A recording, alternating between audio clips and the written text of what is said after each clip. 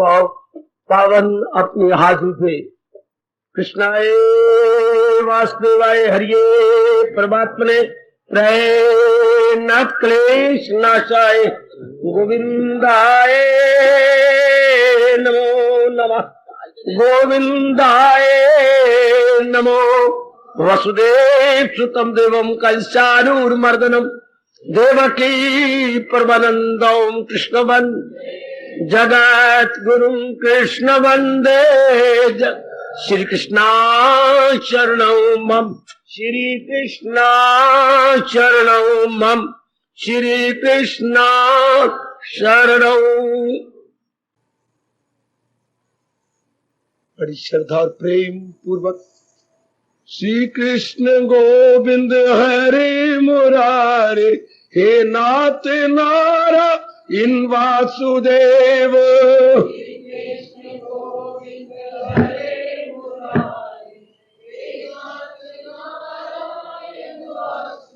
श्री कृष्ण गोविंद हरे मुरारे हे नाथ नारा इन वासुदेव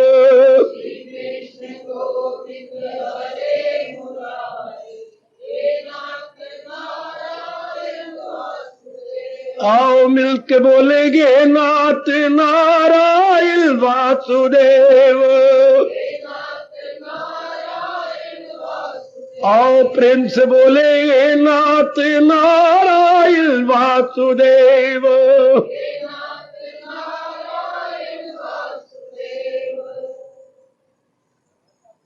आओ भाग्यशाली कल्याण कामनी मेरी देवियों, बड़भागी गीता के पैरोकार मेरे सज्जनों धार्मिक भाइयों, कर लो अपने मन को पूर्ण एकाग्र, जोड़ दो अपने भगवान जी की अत्यंत मधुर एवं कल्याणकारिणी वाणी में। मैं पहले भी कह चुका हूं, कहता भी रहूंगा, प्रसंग अनुसार अनुरोध पूर्वक कहूंगा, गीता का उपदेश हमें व्यक्तिगत रूप में, पारिवारिक, सामाजिक और पारमार्थिक रूप में बहुत सियाना बना देता है। और सियानों की परिभाषा क्या है? सियाने कौन होते हैं? सियानी जो दूरदर्शी होती हैं, सियानी जो कर्म करने से पहले उसके फल पर नजर मार लेती हैं कि मैं कर्म करने जा रहा हूं पर इसका परिणाम क्या होगा। मैं जिंदगी तो गुजारे जा रही हूं पर इसका परिणाम, इतना अनमोल जीवन मेरा कहां जा रहा है। तो सियानों की परिभाषा जो अपने भगवान जी ने की है मेरे सजो मेरे देवियों, वो दूरदर्शिता में है, कभी ना भूलना। आम आजकल के बदकिस्मत नर नारी परिणाम को नहीं देखते, मन में आया फौरन छलांग मारी, चाहे बाद में कितना ही उन्हें भुगतना पड़े, चाहे उन्हें कितना ही देना पड़े। ऐसे इंसानों को मेरे भगवान जी के शब्दों में मूढ़ कहा जाता है। मूढ़ बच्ची, मूढ़ मैंने मूर्ख, जिनकी बुद्धि काम नहीं करती, जो केवल तन और मन के लेवल पे रहती है। क्यों ना मैं आपको मुबारक दूं, हमें भगवान जी ने तो चोटी का ज्ञान दिया जो हमें तन के लेवल से उठाकर विचारों में ले जाता है और विचारों से उठाकर बुद्धि के लेवल तक ले जाता है। जब इंसान बुद्धि के लेवल यानी स्तर पर या स्टैंडर्ड पर गया तो आत्मा में तलीन, परमात्मा में तलीन हो जाता है। आज का जो विचित्र इंसान है या मॉडर्न गर्ल है, वो केवल तन और मन पे रह रही है। तो मन में तो विकार है, काम क्रोध मोह लोभ अहंकार। जैसे कि उस गली से गुजरे जा, खाया पिया भी सारी उल्टी हो जाए। किस गली में? जहां बकरे लटके पड़े, कसाई की दुकानों से 4 5 6 कसाइयों की दुकानें हैं और बकरे ने उल्टी लटका रखे हैं और कीमा कर रखा है गोश्त का अपने आगे। तो वहां एक जो शाकाहारी आप जैसे, वो तो ऐसे देख करके भयानक दृश्य उल्टी कर ले जाती है। तो क्या उसको सियाना कहेंगे? अरे तुम शाकाहारी और इस गली से को गुजरते हो, क्या यही गली है, यही रास्ता है? नहीं, तो कौन ही रास्ता बदलते? यही गीता आपको कहती है। क्या तुम्हारे लिए रजोगुण रह गया है? क्या तुम्हारे लिए सतोगुण नहीं है? क्यों नहीं? तो क्यों नहीं आप विचारों को और इरादे को बदल के सतोगुणी बन जाते? वाह, क्यों हम नकारात्मक विचारों को अपने मन में रख के अपने भविष्य को काला करें? गीता आपको मजबूर करती है मेरे सज्जनों, सुनो। क्यों ये उपदेश, क्यों ये ज्ञान, क्यों गीता आपको दूरदर्शी बनाती है? बार बार आपको कहती है ना, कदम उठने से पहले सोच ले अंजाम क्या होगा। परिणाम पर देख, क्या परिणाम पे नजर मार, तो हम फिर सियाने बन जाते हैं। 99% आज के नर नारी बिल्कुल परिणाम पर नजर नहीं मारते। मन में आया कामी बन गए, मन में आया क्रोधी बन गए, लोभी बन गए। ये कोई जीवन है? मैन विदाउट ब्रेक, अपने लिए और अपने समाज के लिए खतरनाक। ऐसे कोई भी ऑटो व्हीकल चल रही है और ब्रेक ना हो तो आप जानते ही हैं क्या सवार का और सड़क पर जाने वालों का कितनी दुर्दशा हो जाएगी। यही हाल आज के नर नारी का है। जैसी नेगेटिव क्वालिटी आती है उसी प्रकार की छलांग मारते हैं। इसलिए आज के इंसान पर रहमत हो मेरे कन्हैया की, मेरे कृष्ण की, मेरे मालिक की, मेरे इष्टदेव की, जो इनको ज्ञान दे करके उठाए, कहां ले जाए? बुद्धि के लेवल पर। जो बुद्धि बताए इनको पग पग पर करना है क्या और न करना है क्या। वो सचमुच इंसान देवता है जो बुद्धि के लेवल पे रहता है। क्या सचमुच? मैं ये प्रश्न करूं आप सब पर, आप बुद्धि के लेवल पर हैं? एक दिन नहीं, 2 दिन नहीं, 1 महीना नहीं, 6 महीने नहीं, साल नहीं, बरसों गुजर गए आपको भगवान जी की वाणी सुनते, विचार करते, पढ़ते और कई महापुरुषों की टीकाएं के अंदर घोता मारते हुए। क्या हर मेरी मैया और मेरी बेटी, मेरे बुजुर्ग और मेरे यंगस्टर्स बुद्धि के लेवल पे रहती है? बुद्धि आपको बताती रहती है उचित अनुचित क्या है। क्या उसने मन को भली प्रकार बता दिया कि उचित, क्योंकि मन का काम तो विचार करना है। तो क्या आपको पता लग गया?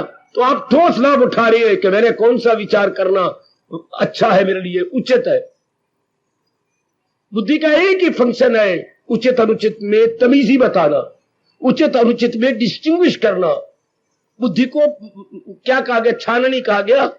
जैसे छाननी जो है छन के रख देती है, जो तो प्रयोग में लाने योग्य होती है छाननी अपने नीचे बर्तन में डाल देती है, और जो चीज लेने के नहीं होती, खाने के नहीं होती, हमारे लिए हानिकारक है, वो छाननी अपने ऊपर रखेगी। पर बेस्ट छावनी मलमल के कपड़े की होती है। आजकल ये निकल आई है, ये बेस्ट छावनी नहीं है, उत्तम मलमल के, बरीक मलमल का कपड़ा। इस तरह उत्तम बुद्धि वही होती है जो भगवान जी बता रहे हैं हमें। बात बात में समझो ना, गीता सुनने क्यों आते हैं? मेरे जैसों से जरूर जानकारी करो, अंधाधुंध नहीं। मैं नहीं मानता, मैं खुद ब्लाइंड फॉलोअर नहीं, और किसी को नहीं चाहते कि ब्लाइंड फॉलोअर बने। इससे कोई लाभ नहीं देखा मैंने। जैसे आप धर्म स्थानों में जा रहे हैं, मुझे भगवान की कसम है आपको स्पष्ट कर, इससे कोई लाभ नहीं। हम जाते हैं बुद्धू बन के जाएं, हाँ दानव बन के निकले, ये लाभ है। नलायक बन के जाए, होशियार बन के निकले। स्कूल में जाने का मतलब क्या? बुद्धू बन के जाते हैं, लेकिन पढ़े लिखे बन के निकलते हैं। एक मामूली स्कूल जो धर्मनिरपेक्ष शिक्षा देती है, यानी सेकुलर नॉलेज, उसमें इंसान इतने बन जाते हैं, होशियार हो जाते हैं। तो ये तो एक चोटी की विद्या, इसके बाद तो विद्या ही नहीं। ब्रह्म विद्या बची, ब्रह्म विद्या के बाद कोई विद्या नहीं, इसलिए इसका नाम वेदांत रखा गया। वेदांत, वेदों का अंत या एंड ऑफ द नॉलेज, दोनों अर्थ ठीक है। वेदों का अंत या वेद मैंने नॉलेज, अंत मेरे अंत, जहां नॉलेज का अंत हो जाता है। आहा आहा, ध्यान दो अपनी गीता में। इसके बाद और कोई ज्ञान नहीं, विज्ञान नहीं, इसके बाद कोई नॉलेज नहीं, विजडम नहीं। That is the Lord supreme and final knowledge. अपने संप्रदाय में देखने का, मैं मेरा संप्रदाय करो, और काका संप्रदाय की तो बात ही नहीं। गीता इससे तो हमने सिद्धांत ले लेने हैं। काका ये केवल हिंदुओं का शास्त्र नहीं, बल्कि हर कल्याणकामी इंसान का शास्त्र है, जिससे हमें सिद्धांत पता लग जाते हैं। ओए होए होए, जो मालिक ने सिद्धांत इस संसार में चलाए हुए हैं, उनकी जानकारी हो जाती है। फिर हम अपने पैरों पर कुल्हाड़ी नहीं मारते। हिसाब सीख रही है, तो चाहे किसी भी संप्रदाय का हो, हिसाब कहता है कि हिंदू सीखेगा और मुसलमान नहीं, और पारसी नहीं, यहूदी नहीं, या किसी और संप्रदाय से संबंध रखने वाला नहीं सीखेगा। नहीं भाई, हिसाब के तो फार्मूले होते हैं। उस फार्मूले को याद करने वाला कोई भी विद्यार्थी, चाहे किसी भी धर्म मजहब का क्यों ना हो, सवाल को निकाल लेगा। इसी तरह मुझे भगवान जी की गीता प्रतीत हुई है कि ये तो सिद्धांत है, और इसके बिना तो मिट्टी ख्वार है। इसके बिना पता ही नहीं लगेगा क्या उचित क्या है, अनुचित क्या है। गीता बड़ी गहराइयों में गई है, बहुत गहराइयों में। एक एक बच्चा या आने वाला बेटी रिसर्च कर रही है, मेरे साथ 100% आप सहमत हो जाएंगे। गीता का ज्ञान बहुत चोटी का ज्ञान, इसके साथ मुकाबला करना भी गीता का बड़ा भारी अनादर। गीता के साथ मुकाबला किसका है? ये शब्द लगाना भी मैं कहता हूं महापाप है। गीता के मुकाबले में कोई भी शास्त्र, कोई भी बयान किसी संत महात्मा का नहीं रह सकते, क्योंकि Gita is the last and final knowledge. इतना चोटिया ज्ञान लो, ये में जो अब चर्चा चल रही है, इसी ज्ञान के सामने कौन महापुरुष, किस महापुरुष को रखे? क्या जो अकले इरादी रहे मुस्तकिल, यकसू और पुख्ता इंसा कदर। अगर ये एक सिद्धांत है, अगर आप इरादा ना बदले, पर इरादा ना बदले, पहले इरादा करने से पहले हम जानकारी तो करें, कौन सा इरादा करें। अब भगवान कितने, अब किसी माँ बाप ने बताया या संत महात्मा के पास जरूर गए होंगे आप, जरूर धर्म स्थानों में आप प्यारे गए होंगे, किसी ने यह आवाज नहीं की था जैसी कि इरादा वो होना चाहिए जिससे अधिकतम लाभ हो। हाय, यही इसीलिए तो मैं और आपने जन्म लिया है, मेरी माताओं और बेटियों ने हमारा जन्म है। एक एक बात सीखो ना मेरे जैसे से, जो हमें भगवान जी ने दिया, हमारे से प्रसाद रूप में ले लो और आपका जीवन बहुत अच्छा बन जाएगा, बहुत शानदार बन जाएगा। अब यही देखिए, कौन सा इरादा करे बाद में पछताना न पड़े, कौन सा इरादा करे कि बाद में खून के आंसू न बहाने पड़े, कौन सा इरादा करे कि आत्महत्या न करनी पड़े, कौन सा इरादा करे जिससे मन में हलचल न रहे। शाबाश, समझाया किसी ने यह बात कि इरादा वो किया जाता है जिससे मैक्सिमम बेनिफिट हो। समझे मेरी पढ़ी लिखी बेटी, जिससे अधिकतम लाभ हो। ओए होए ओए होए। तो साथ ही भगवान जी आपको उत्तर देते हैं, अधिकतम लाभ भक्ति से है। बाकी जितने भी लाभ होंगे 2 महीने के लिए, 2 साल के लिए, कोई समय के लिए आपने पढ़ाई कर दी, कोई समय के लिए लाभ होगा, फिर वही चीज आपको खाती है। जो भी आप करेंगे वही चीज आपको खाएगी, क्योंकि प्रकृति के एक अटल नियम है, लॉ ऑफ डिमिनिशिंग यूटिलिटी, उपयोगिता ह्रास नियम।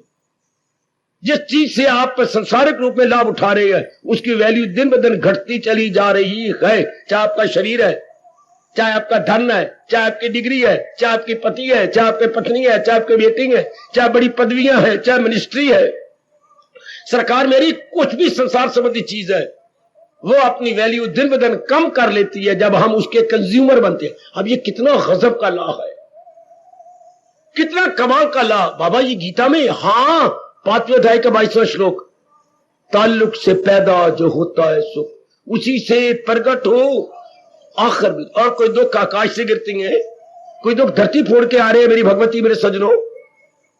उसी चीज को जिसको हमने उत्तम कहा था, हमने लिया तो फिर क्या प्रयोग किया, हम उसके उपभोक्ता बने से, अंग्रेजी बोलते कंज्यूमर। अब जो हम उस चीज को कंज्यूम करते जा रहे हैं, उसकी वैल्यू घटती जा रही है। और वो दिन दूर ना होगा जब वो चीज जीरो हो जाएगी। चाहे आपका सूट है, चाहे आपका मकान है, चाहे पत्नी है, चाहे पति है। पति पत्नी का पहले मिलने में कितना रस होता है, और बाद में उल्टा मुक्ताती है, घबराती है, नहीं दिल करता भी शारीरिक प्यार का, मन उब जाता है। बस हम उगता दे। ये संसार के हर चीज का नियम है। एक परमात्मा की भक्ति है, क्योंकि परमात्मा का अंतरी असीम है, और परमात्मा आनंद की कोई सीमा नहीं, अनंत, अनंत का नाम परमात्मा है।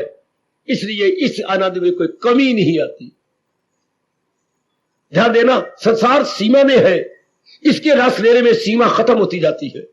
संसार की चीजें याद रखना मेरे देवी, मेरे समझो, ससीमा, इन दी लिमिटेड, और भगवान का आनंद आउट ऑफ लिमिटेड, उसकी कोई लिमिट नहीं होती, क्योंकि परमात्मा खुद असीम है। जो चीज सीमा में होती है ना, सुनो मेरे भगवान की बात, आओ आपको राज की बात बना के सियाने बना दूं, जो चीज सीमा में होगी उसका नाश हो जाएगा, वो कभी भी सर्वाइव नहीं कर सकती, कभी जिंदा नहीं रहेगी। इसलिए दुनिया की कोई चीज जो कि सीमा में है, बाबा एक बार फिर समझा दे, सीमा किसे कहते हैं? आकाश और धरती के बीच में नहीं चीजें, ये सीमा हो गई, वो आकाश नीचे धरती, इसके बीच में चीजें हैं, सीमा बन गई। 84 लाख यूनियन सारी सीमा में है, ये मर जाएंगी, मर रही गए, मर जाएंगी कहां, क्योंकि ये लिमिट में है। और भगवान क्या लिमिट में है? भगवान तो अनलिमिटेड है, असीम है, इन्फिनिट है। हाँ, उनकी क्या सीमा? इसलिए जो जीव उधर लग जाता है उसे इतना आनंद मिलता है कि उत्तरों उत्तर वो आनंद बढ़ता चला जाता है। जैसे चंद्रमा की कलाएं उत्तरों उत्तर, आज दशमी है, एकादशी है, द्वादशी का कलाएं बढ़ती जा रही, त्रयोदशी है, चतुर्दशी है, पूर्णिमा है। अब जैसे ये कलाएं बढ़ती जा रही है, इससे वो नेक जीव कलयुग में तो बहुत थोड़े रह जाएंगे, वो थोड़े गिने हुए जीव जो पूर्ण रूप इन परमात्मा की ओर लग जाते हैं, उनके ज्ञान को लेकर के उनके आनंद का क्या कहना, उनके मस्तियां क्या कहना। वो आनंद दिन ब दिन बढ़ता है, दिन ब दिन उन्नति करता जाएगा। भगवान करे आप शरीर छोड़ने से पहले इस आनंद का अनुभव ले ले। मैं आपका हितैषी हूं मेरे देवियों, और सच्चे मन से आपके लिए दुआएं करता रहता हूं। शरीर बाद में छूटे, पहले इस आनंद का चस्का ले लो, पहले इस आनंद का मजा ले लो। और फिर जीव कभी भी उससे अलग नहीं हो सकता, कभी भी उससे एक तरफ, और वो दिन ब दिन बढ़ता है, क्योंकि भगवान का कोई किनारा नहीं है, बेकिनारे भगवान जी, असीम है भगवान जी। वो दुनिया की सारी चीजें सीमा में आए सजनों, इसलिए इनका आनंद दिन ब दिन घटता जाता है, भगवान का आनंद दिन ब दिन बढ़ता जाता है। इसी से आप बहुत सियाने बन जाएंगे। रेखात पे विचार करें तो संसार की सारी चीजें तो घटती जा रही हैं, वो विचार करो, सियाने बन जाओ मेरे बेटे। मैं आपके पास भेजा गया हूँ गीता ज्ञान लेकर के, सियाने बन जा मेरी बेटी, सियानी बन और सियानी बन। अब यही पाठ कितना गजब का है, संसार की सारी चीजें सीमा में, और जो सीमा में होती है उनका आनंद घटता चला जाता है, कम होता जाता है, और परमात्मा बजाते खुद असीम है। इसलिए जो जीव पक्के इरादे से उधर लग जाता है, उसकी शक्ति, उसका विवेक, उसकी बुद्धि, उसका आनंद, उसकी मस्ती दिन ब दिन और बढ़ती और बढ़ती और बढ़ती है। क्षमा जैसे आप जरूर आजमा रहे होंगे, वरना एक भी सज्जन पुरुष या मेरी देवी यहां पैर न रखती अगर आपका उत्तर आनंद ना बढ़ता। तो बढ़ तो रहा है, पर मेरी इच्छा यह है कि काल आने से पहले वो आनंद आप पूरा ले ले। इतना आनंद ले ले कि बुद्धि में समाये नहीं, बुद्धि में समाये नहीं। इसका एक शब्द क्या होता है? इतना आनंद ले ले कि बुद्धि में समाये नहीं। क्या बोलते हैं उसे? छलकना बेटी नहीं, छलकना शब्द है हमारे यहां। छलकना, ओवरफ्लो, अंग्रेजी में क्या बोलते हैं? ओवरफ्लो करना। और अपनी भाषा में कहेंगे हम छलकना। 1 किलो का बर्तन और 2 किलो डाल दें तो दूध या पानी छलकेगा ना, वो बाहर आएगा। इसे अपने शब्द है छलकना। और परमात्मा करे मेरी वाणी सत्य हो, प्रभु का आनंद आप में छलके और भी छलके। बस संसार फीका, जन्म फीका, हर चीज फीकी, जिसके अंदर प्रभु का आनंद छलक रहा। मेरे पास और कोई अप्रोप्रिएट या उपयुक्त शब्द कोई नहीं दे। अगर मेरी बेटी में छलक पड़े एक बार, और छलकता उनके किन का इरादा हो, जिसका सुलझा हो, जिसने एक इरादा किया बस मेरा कल्याण भगवान जी के ज्ञान में है। किसी का कल्याण किसी से होगा, हो सकता है, लेकिन मेरा कल्याण केवल भगवान जी के ज्ञान से होगा। फिर हमारा मान डावाडोल नहीं होगा, हमारा मन आवारा कुत्ते की तरह इधर उधर के संकल्प विकल्प नहीं करेगा। फिर और मन क्या हो जाएगा? स्टेबलाइज्ड। अंग्रेजी शब्द पढ़ाओ तो स्टेबलाइज्ड, अर्थात एक में टिक गया सदा के लिए। इसे बोलते हैं स्टेबलाइजेशन। यही गीता कृष्ण कहते हैं। इसे दूसरे शब्दों में कहा अनन्यता, अन्य की ओर जिसका मन नहीं जाता। पूरी कोशिश करो, मेरी शुभकामना आपके साथ है कि बस इस एक पक्का इरादा करके मैं निकल चलूं। वरना देखिए आगे नालायक, ये आज आदमी कितने नर नारी पढ़े लिखे हैं लेकिन मूर्ख है। इरादा न हो जिसका रहेगा ख्यालों में उलझा। संकल्प विकल्प, क्या क्या संकल्प विकल्प, कभी बड़े मुर्दे खिड़े जा रहे हैं भूतकाल के, कभी वर्तमान की समस्याएं, कभी भविष्य के हवाई किले। कितना बुरा हाल है आज के नर नारी का, कितना बुरा हाल है मेरी देवियों, मेरे सज्जनों। आज कल के देखो मॉडर्न बॉय और मॉडर्न गर्ल का हाल कितना बुरा। किसी बात में पक्के नहीं होते। जैसे ऊंट अपने पेशाब से फिसलता है, आज ये अपने विचारों से फिसले जा रहे हैं। किसी को देख लो, चलो शादी हो गई पक्के रहो, बिल्कुल भी नहीं। इतना गंदा समय मुझे दिखाई दे रहा, मैं क्या बकवास करूं। तलाक बहुत बढ़ जाएंगे, आत्महत्या बहुत बढ़ जाएंगी, गंदी वृत्तियों आए खाए जोरों से बढ़ जाएंगी। क्या हाल होगा समाज का? महानर्क, जीना निहायत मुश्किल।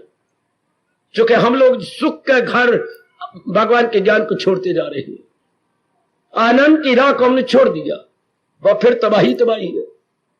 आज किसको पता है कि भगवान कौन है और भगवान का अवतार क्यों हुआ, उन्होंने अवतार लेके अभी चोटी का ज्ञान कैसे, किसी को पता नहीं। खाओ धक्के, वाणी का क्या बिगड़ना है, भगवान का क्या बिगड़ना, हमारे बेड़ा गर्क है, हम ही बेचैन बेकरार हो जा रहे। अब मैं आपके पास हूं और आपकी श्रद्धा भी है, तो जरूर लाभ उठाओ अपनी गीता ज्ञान से। और मैं बार बार कहता हूं ठोस लेके गया करो, कि मैं ठोस ज्ञान यहां से लेके जाऊं। ये ज्ञान क्या है मेरे पुत्र? सिद्धांत है मेरे बेटों, मेरी बच्चियों, सिद्धांत। अच्छा, जिसको अनुभवी महापुरुषों ने समाधि में सिद्ध करके देख लिया। सिद्धांत के टुकड़े करो, सिद्ध जमा अंत, अंत मेरे समाधि। हाँ, और सिद्ध मैंने सिद्ध करके देख लिया, जिसको अनुभव करके देख लिया। अनुभव करके देख लिया, इसके एक शब्द आपको पता है क्या होता है? अनुभव करके देख लिया। अनुभूत क्या सिद्धांत है? अनुभूत सिद्धांत, जिसको अपने अनुभव में ले। अनुभव से क्या बन जाता है शब्द? अनुभूत सिद्धांत, अर्थात सिर्फ किताबों पढ़ा लिखा नहीं, लेकिन जिसको अपने एक्सपीरियंस में लिया, खुद उसका अनुभव कर लिया। अनुभूत सिद्धांत। ओए वाह, जीता वो आपको देती सिद्धांत है ये। तो मैं एक बार पक्का इरादा करूं कि मेरा सबसे ज्यादा लाभ भगवान की भक्ति से है। तो पहले भी हम भगत है, जहान के भगत। कितना दुख पाया जहान की भक्ति करके। भगत कौन होता है? जो मैंने कितनी बार कहा, भगवान क्या कहते हैं? जो 24 घंटे में अधिकतम समय जिसको दे उसका भगत कहलाए। है, दिन रात के 24 घंटे होते हैं ना मेरे बुजुर्गों, मेरे भाइयों, बताओ बेटियों, कोई शक नहीं। तो अधिक समय आपका कहां लगता है? 24 घंटे में 12 घंटे 14 घंटे किसको देते हो आप? 15 घंटे 16 घंटे किसको देते हो? यदि आप गुरुदेव को देते हो तो गुरु भक्त कराए। गुरु भक्ति कितनी चोटी की। यदि आप देश को देते हो तो हमारा देश नहीं कहता देश भगत, आए आए। यदि आप पढ़ाई के लेते हो सरस्वती भगत। यदि आप लक्ष्मी के लिए इतने घंटे लगाते हैं तो आप कहलाएंगे लक्ष्मी भगत। ओए होए ओए होए ओए होए। और ज़ाहे किस्मत, अगर आप भगवान के लिए समय लगान निकालते हैं तो आप प्रभु भगत। ये सारे भक्ति तो है, पर भगवान के लिए समय निकालने वाला कोई भगवान करे आप जैसे। भगवान करे मेरे बुजुर्ग और मेरे भाई, मेरी बेटियां, अपने मालिक की भक्ति गीता जी के अनुसार करना, किसी के कहने पर ना करना। मैं अगली बार कहने को तैयार हूं, शायद उसकी भक्ति उसके लिए ठीक रही हो, लेकिन गीता की भक्ति यूनिवर्सल है, सार्वभौमिक है, आलमगीर है। इसलिए ये आपके लिए बिल्कुल सुटेबल है। क्योंकि भगवान तो सर्वज्ञाता है ना, उन्हें इस ढंग से भक्ति दी है जो हर एक जो भगत पर लागू हो जाए। ओ मैं कुर्बान, ओ मैं कुर्बान, ओ मैं कुर्बान। इसलिए मैं शब्द अंग्रेजी का यूनिवर्सल कह रहा हूं। यूनिवर्सल जी। जैसे अब तो खैर नहीं होगा, कुछ समय पहले 2 प्रकार के पंखे थे, एक डीसी वाले, एक एसी वाले। फिर तो बड़ा टंटा था, अगर एसी करंट ना हो तो डीसी हो तो एसी नहीं चलेगा, एसी और डीसी। फिर बाद में यूनिवर्सल पंखे में कोई भी करंट हो पंखा चल पड़ेगा, कोई भी करंट हो। शाबाश। तो ये हो गया यूनिवर्सल फैन, उनका नाम रखा गया था यूनिवर्सल फैन। इस तरह महाराज जी की भक्ति यूनिवर्सल भक्ति है। कोई भक्ति करना चाहे, भगवान की भक्ति सुटेबल हो जाएगी, भगवान की भक्ति उसमें लागू हो जाएगी, क्योंकि भगवान ने इस तरीके से बताया है। भगवान तो भगवान है ना, सर्वज्ञाता है ना, सब कुछ है। संत की बुद्धि तो थोड़ी होती है, हमारे से तो कई गुना ज्यादा होती है, पर फिर भी सीमा में है। तो भगवान का तो उपदेश तो सीमा के परे असीम है, इसलिए वो एप्लीकेबल टू ऑल। ओ मेरी भगवती, एप्लीकेबल यानी हर एक पे लागू हो जाती है। कदर करो मेरे प्रभु जी के ज्ञान की, कदर करो। है मैं हारे पापा के कह रहा हूं, कदर करो मेरे प्रभु के अत्यंत मधुर एवं कल्याणकारी ज्ञान की। थोड़ी सी बात समझ के आप अपना ले, बस कल्याण। थोड़ा सा भी आप समझ आए, कितना शानदार इनकलाब आ जाता है। अब यही कि मैंने वो इरादा करना है जिससे मुझे मैक्सिमम लाभ हो, तो वो तो फिर भक्ति है। और दुनिया में कोई इरादा था नहीं, है नहीं, होगा नहीं। यही एक इरादा है जो सीमा के अंदर रहता है, जय रहता संसारी है, ये सीमा के बाहर है। ये देखिए, मैंने पक्की बात आपको बताई गीता की। हमेशा आनंद वही देगा जो सीमा के बाहर हो, और जो हो इसमें देश काल पात्र में, टाइम स्पेस एंड कॉज में हो, अर्थात आकाश और धरती के बीच में हो, वो थोड़े दिन तो खुशी देगा, अदरवाइज नहीं। अच्छा, वही बताऊं गीता जी की बात, क्या थोड़े दिन खुशी तब देगा अगर आप चाहते हैं तो। आप अपने पति को थोड़े दिन खुशी तब देंगे अगर आप चाहती हो, और अगर कोई पहले किसने कहा कि मैंने सारी जिंदगी लगानी है ब्रह्मचारी बनकर और मैंने शादी नहीं करनी, तो पेट मरे को ऊपर से देवी भी आ जाए, इंद्र की पत्नी भी आ जाए, इंद्राणी, तो भी उसको किसी को खुशी नहीं दे सकती। हाय रब्बा मेरे, अगर कोई चाहता है तब रस मिलेगा, और वो भी कुछ दिन। अगर कोई नहीं चाहता तो हमारे कितने दृष्टांत है। वही भर्तृहरि राज के लिए क्या नहीं करता रहा, सगे भाई को निकाल दिया वहां से, अपने राज्य से सगे भाई को निकाल दिया, कितना कुछ उन्होंने किया, कईयों का नाश कर दिया। और वही सब कुछ छोड़ छुड़ा के चला, अब राज है, पाट है, पत्नी है, नौकर है, चाकर है, एवरीथिंग इस दृष्टांत को सामने रखना, और सबको लात मार के जा रहा है। चूंकि अब संसार की असलियत की जानकारी हो गई, तो चाहती थे तो कुछ रस सिंहासन से मिलता रहा, मन खट्टा हो गया, सबको छोड़ छुड़ा के जंगलों की राह ले ली। आहा, यही हाल अपने सिद्धार्थ का, जिन्हें बाद में गौतम कहते हैं। देख लीजिए, इतना बड़ा इकलौता बच्चा और इतना बड़ी इज्जतमान बड़े चाहते सब कुछ मिल जाता संसारिक रूप में, नहीं चाह सबको छोड़ छुड़ा करके चल दिया भगवान की ओर।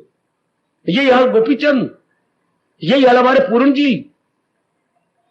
अगर चाहो तो कुछ खुशी मिल जाएगी, वो भी कुछ दिन, अदरवाइज कोई भी चीज दुनिया में, देखिए मैं क्या कह रहा हूं, भूलना नहीं मेरे बेटो, मेरे बच्चों, कोई भी दुनिया की चीज अपने आप में इंसान को खुशी नहीं दे सकती अगर इंसान उसको चाहे नहीं तो। कितना दलेराना ऐलान अपने भगवान जी का, बेटी कभी ना इससे तुम्हें जिंदगी बन जाएगी। कितने अच्छे सिद्धांत है। हमारे जैसे जो दिन रात बिके पड़े हैं भगवान की वाणी पर, तो कोई कारण है ना, बना डाला इन्होंने हमारा, तो जीवन बन गया जीवन। कितनी अच्छी बात, चाहो तब, वरना संसार में कोई अपने आप में शक्ति को नहीं कि हमें खुशी दे।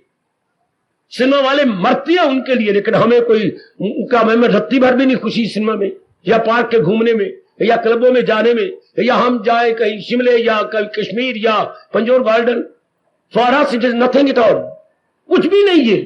ये भी क्या खुशी है कि आप पंजोर गार्डन जाओ, 1 घंटा नहीं आप चलो घर चलिए, चल लख लानत इस मन को जो इंसान को बुरी तरह धोखा दे रहा। 1-1.5 घंटा नहीं रह सकते आप।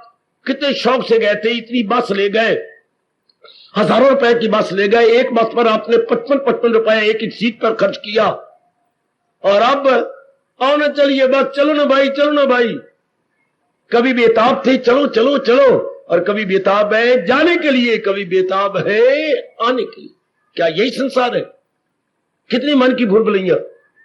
कभी बेताब थे कि मैं ये लड़की से लव करता हूं, मुझे शादी हो जाए, बड़ी मुश्किल शादी हो गई, और अभी 6 महीने भी नहीं कटे और कचहरी में खड़े हो गए हो।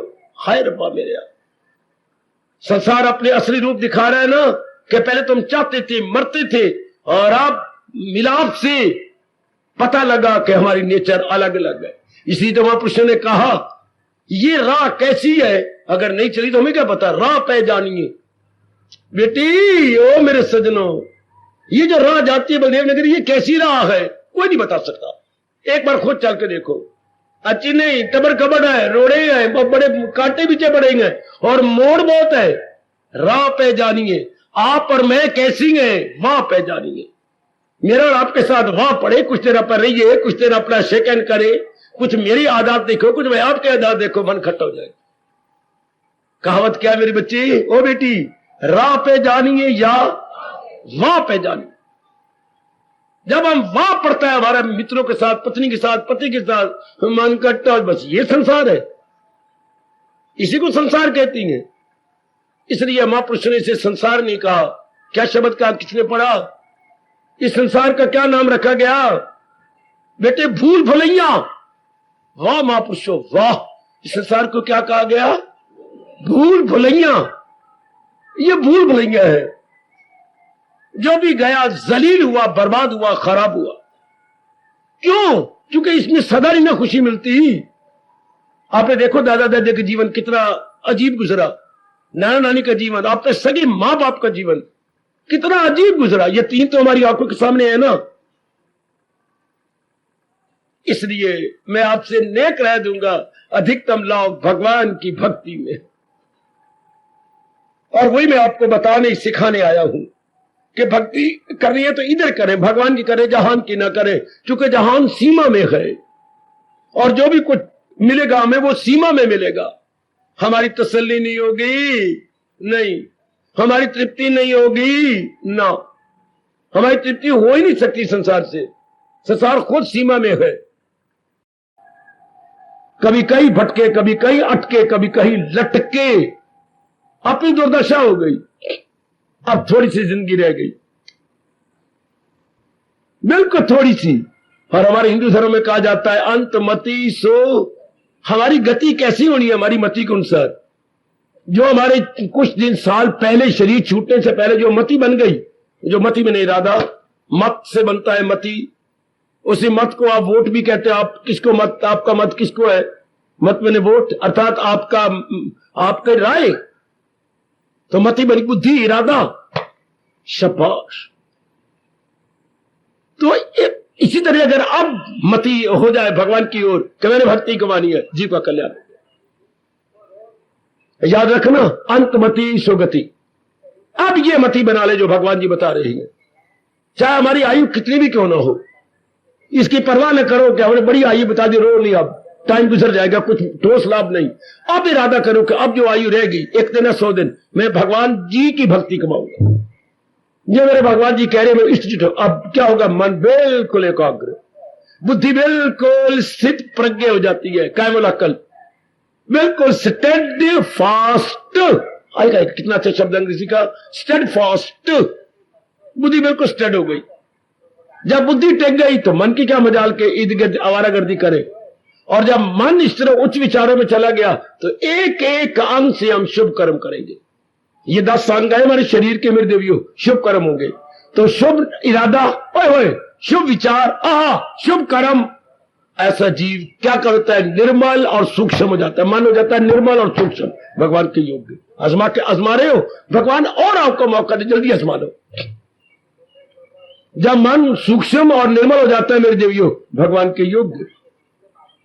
अब क्यों नहीं हम योग? हमारा मन बाहर मुखी होकर स्थूल बना हुआ है, और जब हम बाहर मुखी होंगे तो हमारा मन खराब जरूर होगा।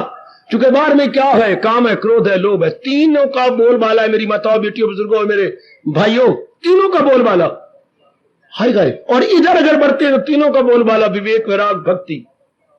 उधर काम, क्रोध और लोभ, जिसको मेरे हजूर 16वें अध्याय में फरमा रहे गए, नरक के 3 द्वार। बस आप समझ जाओ ना इस बात को, समझो आप इस बात को, मैं यही ना रुका रहूं, आगे बढ़ चलो। इसको मेरे भगवान कहते हैं, ऐसे जीव तो मारे गए। ऐसे जीव तो उल्टी पुल्टी बातें बनाते हैं, जो जिससे वो आप मरेंगे, जिससे वो आप खराब और बर्बाद होंगे। इसलिए अब हम इस बात को अपने पल्ले बांध ले कि मेरा एक ही इरादा होगा बस। और वो जो गीता के द्वारा भक्ति बताई गई है, जिसे नारद जी ने बड़ा विस्तार किया है, ये वो कि मैंने वो लेना है जो मेरे मालिक मुझे बता रहे हैं, समझा रहे गए।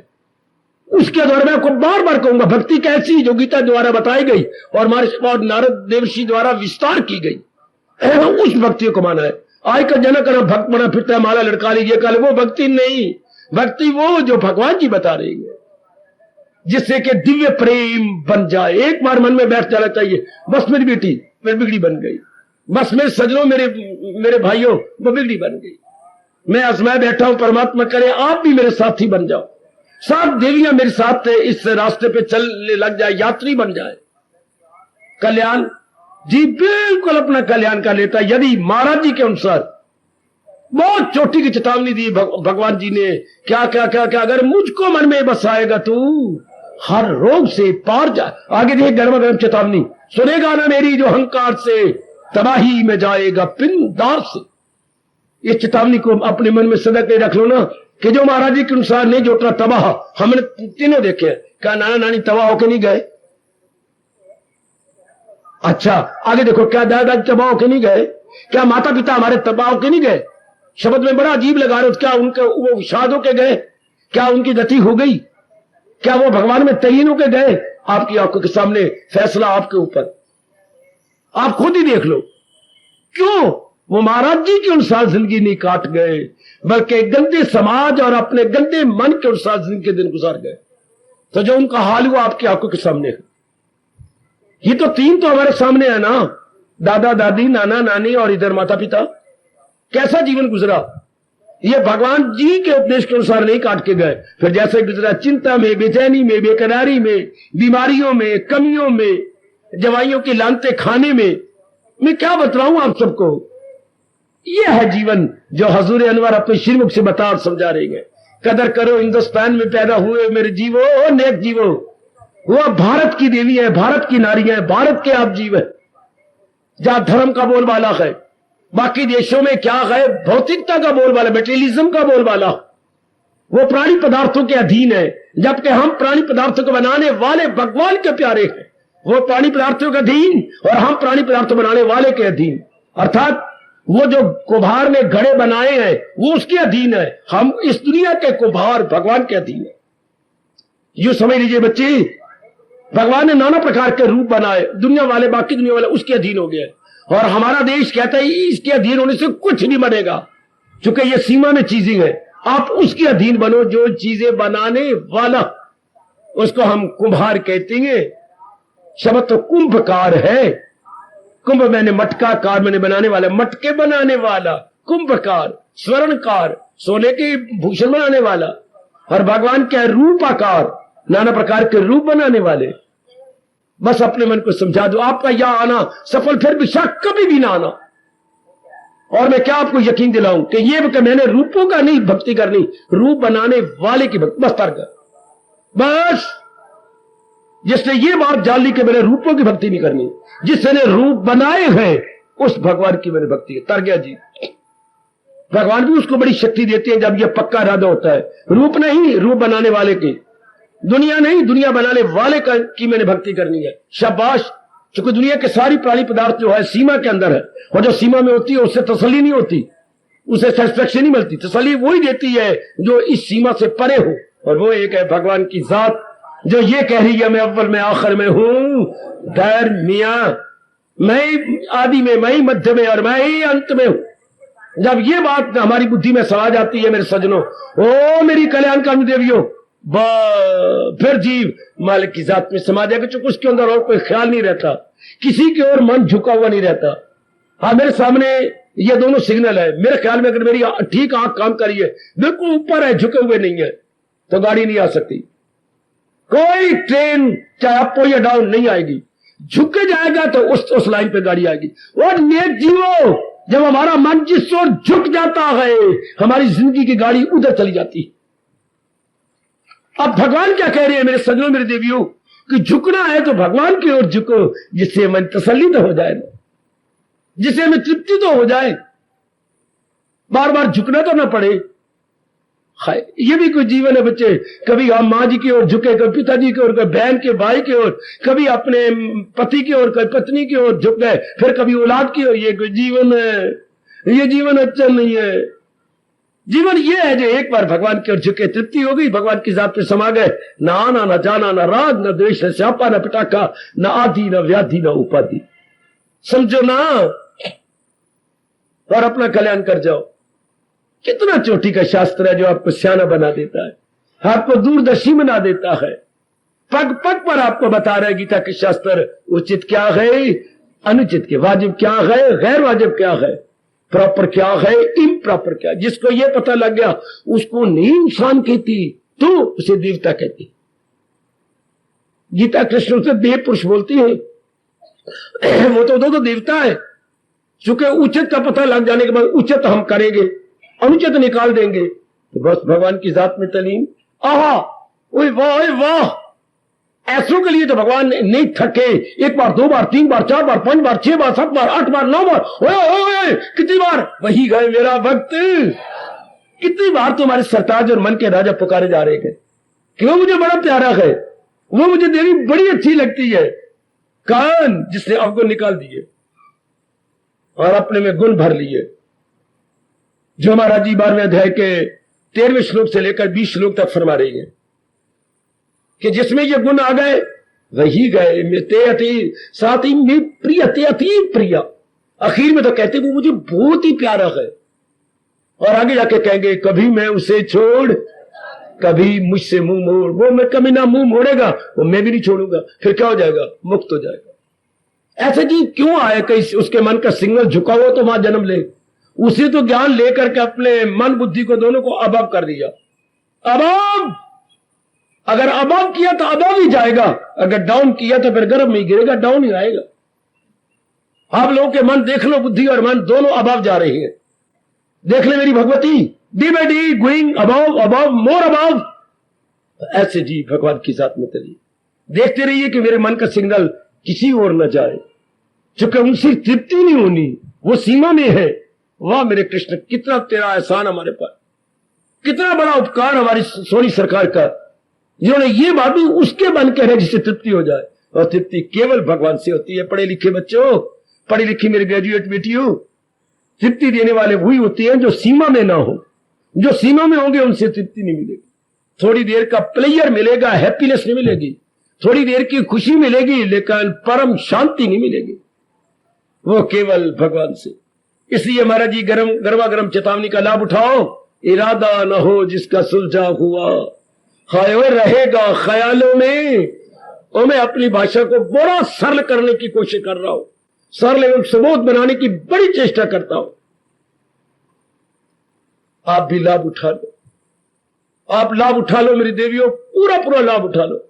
मैं अपनी भाषा को, अपने विचारों को, अपने भावों को सरल और सुबोध बनाने की पूरी कोशिश कर रहा हूं। भगवान जानते हैं जितनी शक्ति मुझे भगवान देते हैं, मैं बड़ा सरल होने की कोशिश कर रहा हूं।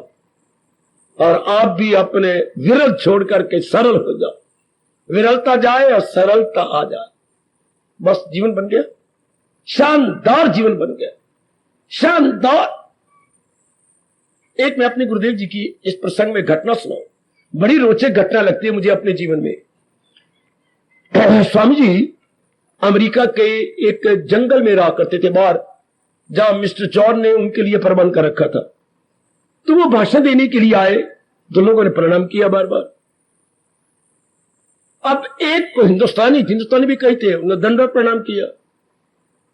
बाद में जब लेक्चर दे के आए तो उनकी वो दुकान पर रुके और उन्होंने कहा, भाई तुम मुझे एक विशेष प्रणाम क्यों देते हो और मुझे विशेष दंडवत क्यों करते हो? आप स्वामी है ना, आप महात्मा है ना, आप हिमालयन, उनको बोलते थे हिमालयन महात्मा, हिमालय के महात्मा। तो उन्होंने जो समझाया, बहुत भीड़ होगी बाजार के अंदर और जो यातायात था या ट्रैफिक था रुक गया, तो जो उन्होंने कहा मैं आपकी झोली में डालता हूं। स्वामी जी ने कहा, मुझे आप सारे पढ़े लिखे हो, बड़े एजुकेटेड हो, एक बात तो बताओ, एक राजा के 2 बेटे थे, और सुनो मेरी लाडली देवियों और लाडले भाइयों, क्या गजब का दृष्टांत गुरुदेव जी दे गए। अब उन्होंने कहा, अच्छा जी क्या हुआ फिर? 2 प्रिंस थे उनके, एक राजा के 2 प्रिंस यानी राजकुमार थे, और राजा ने अपनी सीढ़ी छोड़ने से पहले दोनों के महल एक जैसे बना दिए, एक ही नक्शा, किसी को बाद में महसूस ना हो कि ये अच्छा है और ये बुरा है, एक जैसे, बिल्कुल कारीगर वही और एक जैसे, बिल्कुल ठीक। और बराबर में जो थी उनकी टेरिटरी बांट डाली, सिंहासन बचे 2 भागों में बांट दिया और दोनों को ही राजपाट दे दिया, एक था पूरब की तरफ, एक पश्चिम की तरफ, बराबर का राज उनको दिया। और आप एकांत में छोटे से कमरे या कुटिया बनाकर रहने लगे अपने जप भजन करने के लिए, ठीक।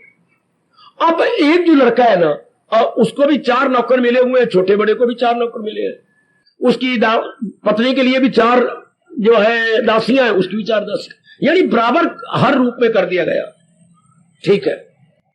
तो अब जो बड़ा लड़का है ना, वो क्या करता है, पूछा स्वामी जी क्या करता है? वो 4 नौकरों कहता है कि सवेरे सबसे पहले क्या करो, तुम सारा गंद निकाल के इस 3 मंजिला का, हाँ बाहर वो खाची बनाई रखी बड़ी दूर, उसमें दबा के ऊपर से उसमें डाल के दबा दिया करो, जो आ गया सरकार। छोटे ने भी बड़े भाई की नकल की और अपना सारा गंद निकलवा करके, बहुत महल से दूर तो नहीं पर फिर भी दूर डाल डालता। ध्यान देना मेरे बच्चों। अच्छा स्वामी जी फिर क्या हुआ? ये उनकी डेली रूटीन बन गई, दैनिक चर्या उनकी यही बन गई। अच्छा, लेकिन नहीं, बड़ा भारी अंतर। क्या? एक जो गंद निकाल देता है, सारा दिन उस महल में रह करके अपने अच्छे अच्छे काम करता है, सामाजिक, पारमार्थिक और पारिवारिक, उसी में रहकर एक एक कमरा चमक रहा है और उसमें अपना कार्य संपन्न कर रहा है, सारे खुश है। एक छोटा भाई जो है ना, वो सफा किए हुए कमरे में नहीं रहता, बल्कि जहां गंद डाला गया है ना, वहीं अपनी मेजें कुर्सियां डाल के अपने रिश्तेदारों को और अपने मिलने वालों को वहीं मिलता है। मैं ये पूछना चाहता हूं कि दोनों में सियाना कौन है? वाह, जरा अनुभवियों के कहने के ढंग देखो कितने सुंदर है। ए मेरी भोली भाली ग्रेजुएट हो, दोनों में सियाना कौन? बड़ा भाई या छोटा भाई? आप फोन कहेंगे बड़ा भाई सियाना, जो सारा गंद निकाल करके अंदर बैठता है, और चल्ला लाल को छोटा भाई जो गंद निकाल के गंद के पास बैठता। तो दुनिया वालों, तुम क्या करते हो? और मैं तो सियाना हो गया हूं, मैंने सारा गंद बाहर निकाल दिया है। जले तो तुम हो जो अपने गंद में बैठे हुए, काम में, क्रोध में, राग में, द्वेष में, अट्रैक्शन में, रिपल्शन में, तुम गंद में बैठे हुए हो। मुझे क्यों प्रणाम करते हो? कुछ मेरे से सीख के कुछ बीड़ी बना लो। ओए कोई कोई कोई, मैं तो अपने सारे गंद को बाहर निकाल दिया है। कितना गजब का दृष्टांत। हमने अब भगवान से करना क्या है? अंदर के गंद निकालने का साधन ले लेना, कि मैं अंदर के गंद को कैसे निकालूं। बस फिर जी भगवान के वो देवता बन गया जिससे अंदर गंद निकाल दिया। और दुनिया वाले क्या है? अपने गंद के पास बैठे हुए आए, और रहम कर, दया कर, तरस कर। आज के पढ़े लिखे नर नारी कहां बैठे हैं? अपने गंद के पास। वही अपनी जिंदगी काट देती है, काम के पास, क्रोध के पास, मोह के पास। बहुत इनकलाब लाया इस गुरुदेव के इस इनकलाबी दृष्टांत ने। कितनी लानत की बात है, हम गंद के पास बैठे हैं। और महात्मा कौन होता है? जो गंद को बाहर निकाल देता है। और संसारी कौन होता है? जो गंद में ही जिंदगी काट देता है। कभी काम की गंद, कभी क्रोध, कभी मोह, कभी लोभ। तो हम यहां क्यों आते हैं? गंदी वृत्तियों को निकालने के लिए और शुभ वृत्तियों को अपना बनाने के लिए। इसमें गीता जी का पार्ट 1 है, प्ले किया गया, जो समझा देती है। चूंकि बात बात में उचित अनुचित के बता करके साधन बताते, उचित को कैसे रखना है और अनुचित जो जन्मों से हमारे अंदर है कैसे निकाल देना। इसको क्या बोलते हैं एक शब्द में? उचित को रखना, अनुचित को निकाल देने का एक शब्द क्या है? साधना। बेटी सजनों क्या बोलेंगे इसका नाम? इसी को साधना कहती है, जिसे अंग्रेजी में बोलते हैं स्पिरिचुअल प्रैक्टिस। ये स्पिरिचुअल प्रैक्टिस है, आध्यात्मिक अभ्यास। किसका अभ्यास? अनुचित को निकालने का और उचित को रखने का। This is spiritual practice. वाह, साधना। ये हम साधना कर रहे हैं जी। बन गया फरिश्ता, बन गया देवता मेरे बच्चों, ओ मेरे देवियों। यही बात मैं आपको बताने आता हूं।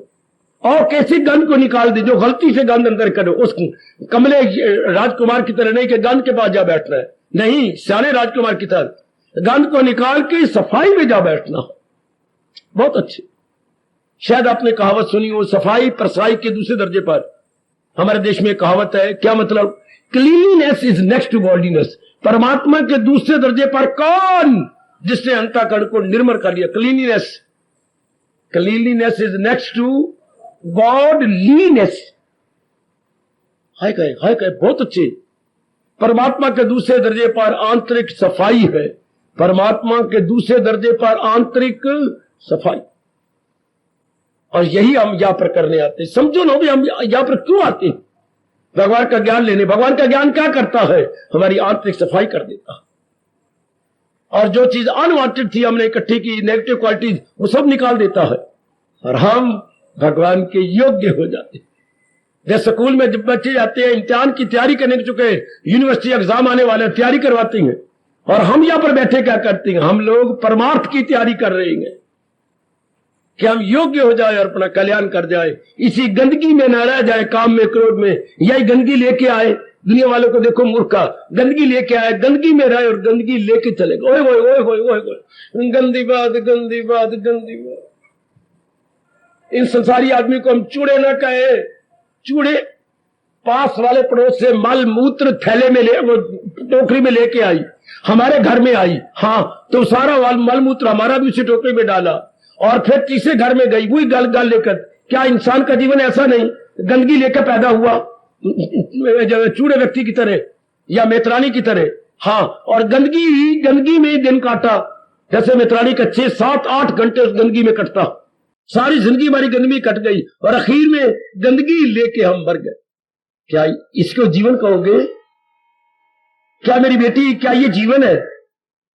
हमारे पढ़ने का मतलब क्या हो? ये भी ना पता लगे। गंदगी लेके आए, हाँ बाबा, गंदगी में जिंदगी काटी हा बाबा और गंदगी लेके मर गए।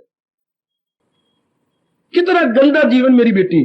और भगवान क्या बताते हैं कि गंदगी लेके आओ, गंदगी लेके रहो नहीं, गंदगी लेके जाना नहीं। यह है गीता का उपदेश। गंदगी लेके हम आए हैं पर गंदगी में रहेंगे नहीं और गंदगी लेके जाएंगे नहीं। इसको बोलते साधना। यह स्पिरिचुअल प्रैक्टिस कि गंदगी लेके तो आए, अब गंदगी में नहीं रहेंगे, आए है और ना ही हम क्या गंदगी लेके जाएंगे। जो गंदगी लेके नहीं जाएगा तो भगवान की जात में तलीन हो जाएगा, वो मेरे प्रभु में एक मेक हो जाएगा। समझे मेरी बच्चे? ये कब होता है? जो अक्ले इरादी रहे मुस्तकिल, जब भक्ति का इरादा पक्का रहे तब जाकर के ऐसा संभव हो जाता है जो मैंने आपको बताने की इस थोड़े देर में, पौने घंटे में पुरुषार्थ किया। समझ लो ना कि ऐसे स्थानों में आने का, गीता सुनने का, गीता पढ़ने का मतलब क्या है? गंदगी लेके आए, गंदगी लेके ना जाए, गंदगी लेके ना रहे, गंदगी लेके भी ना जाए, वो बिल्कुल निर्मल हो जाता है। मेरी बेटी बिल्कुल निर्मल, बिल्कुल पाक साफ होके जाता है। आहा आहा आहा, ऐसा कोशिश करो ना। ऐसे ही आप पुरुषार्थ कर रहे हैं ना, भगवान के ज्ञान को लेकर ऐसा ही हो रहा है ना। इसलिए साधारण शब्दों में महापुरुषों ने हमें समझाया, तन को धो लो पानी से, इस तन को धो लो पानी से और मन को धो लो हजूर की वाणी से। कभी ना भूलना ये जयकारा, तन को धो लो पानी से और मन को धो लो वाणी से। बस और कुछ नहीं करना, इस सब निर्मल होके चला जाना और भगवान की जात में समा जाना। आज जाके विचार करना मैंने पौने घंटे में किस बात पर जोर दिया है और क्या समझाने की कोशिश की है। और अपने अंतर्यामी से प्रार्थना करना, दाता हमें ये शब्द आपके बहुत अच्छे लगे प्रभु। गंदगी लेके आए हैं पर गंदगी लेके रहेंगे नहीं और चूड़ी की तरह गंदगी लेके जाएंगे नहीं। परमात्मा करे ऐसा ही हो, परमात्मा करे मेरी देवी भगवती ऐसा ही हो। हार्दिक धन्यवाद, हार्दिक आशीर्वाद।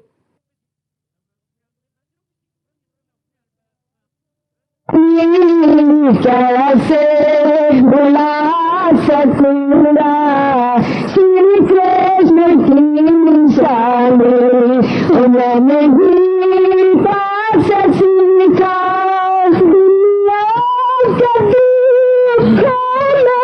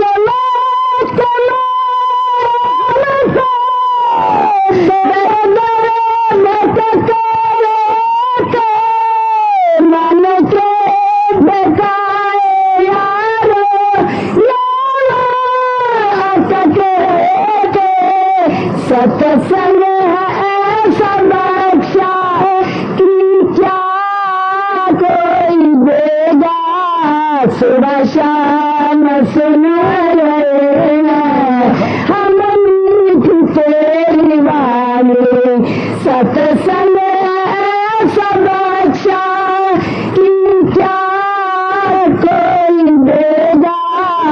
सुबह शाम सुन रहे हैं हम मीठी तेरी वाणी और मैंने गीता से सीखा दुनिया की खाकर रखा हम तेरे दर पे अपना या ठुकराए राही बार जाए दुनिया की खाकर रखा हम तेरे दर पे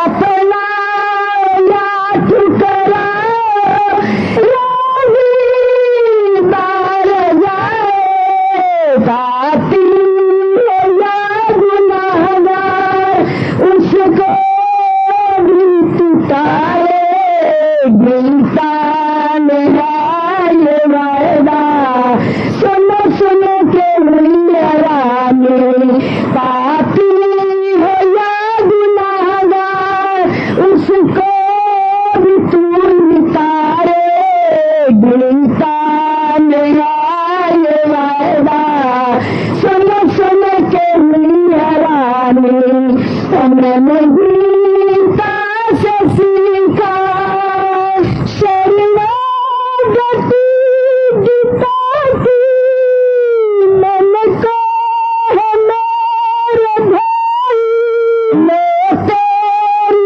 शरण आया इष्ट देव कनाई शरणागति गीता की मैंने कहा मेरे भाई मैं तेरी शरण आया इष्ट देव कनाई तेरी की रट लगा कर हुआ मैं सदाई गीता की राह चलूंगा मरण मिटने की बठानी तू की रट लगा कर हुआ मैं सदाई गीता की राह चलूंगा मरण मिटने की बठानी और मैंने गीता से सीखा श्री चरणों में दिया है सुन लो मेरा कनाई गीता को अपनाए सब लोग के भाई माई श्री चरणों में दिया है सुन लो मेरा कनाई गीता को अपनाए सब लोग के भाई माई गृहस्थी जमेलों में उलझे हैं ये बेचारे तेरी गीता को सुनते कलयुग के ये प्राणी गृहस्थी जमेलों में उलझे हैं ये बेचारे तेरी गीता को सुनते कलयुग के ये प्राणी और मैंने गीता से सीखा ये जो ज्ञान है लसानी कैसे बुला सकूंगा श्री कृष्ण की निशानी और मैंने गीता से सीखा। अब अपनी शहंशाह की आज आरती बड़े प्रेम और श्रद्धा से उतारे।